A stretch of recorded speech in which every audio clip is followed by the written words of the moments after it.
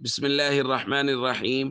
عن سلمان رضي الله تعالى عنه قال قال رسول الله صلى الله تعالى عليه وسلم في الحديث: من تقرب فيه بخصلة كان كمن أدى فريضة فيما سواه، ومن أدى فريضة فيه كان كمن أدى 70 فريضة فيما سواه.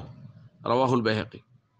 نبی کریم صلی اللہ علیہ وسلم نے ارشاد فرمایا، جو شخص اس مہینے میں کسی نیکی کے ساتھ اللہ کا قرب حاصل کرے وہ ایسا ہے جیسا کہ غیر رمضان میں فرض کو ادا کیا ہے، اور جو شخص اس مہینے میں کسی فرض کو ادا کرے وہ ایسا ہے جیسا کہ غیر رمضان میں اس نے 70 فرض ادا کیے۔ دوستو، رمضان المبارک نیکیوں کا سیزن ہے۔ اس کے اندر نیکیوں کی قدر و قیمت بڑھ جاتی ہے، ان کا اجر و ثواب بڑھ جاتا ہے۔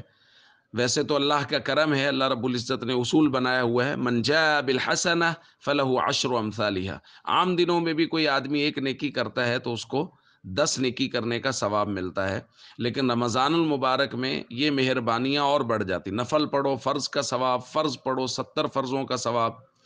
تو ہمیں یہ دیکھنا ہے کہ ہم لوگ عام دنوں میں اور رمضان المبارک میں کیا فرق رکھتے ہیں۔ ویسے تو شریعت کا ہم سے جو مطلوب ہے وہ یہ ہے کہ عام دنوں میں فرائض اور ارکان اسلام میں کسی طرح کی کوئی سستی نہ ہو، اور رمضان المبارک میں نوافل زیادہ سے زیادہ پڑھے جائیں۔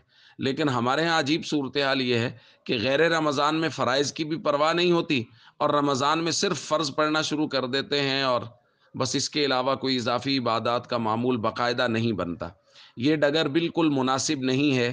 ہم سب کو چاہیے ہم اس بات کی کوشش کریں کہ غیر رمضان میں کبھی بھی ہم سے فرائض میں سستی نہ ہو، اور رمضان المبارک میں پھر یہ عبادات بڑھیں، اور نوافل، تہجد، اشراق، چاش، توابین، ذکر، تلاوت کا معمول، یہ چیزیں ہم اپنی زندگی میں لائیں تاکہ رمضان المبارک کو زیادہ سے زیادہ قیمتی بنایا جا سکے۔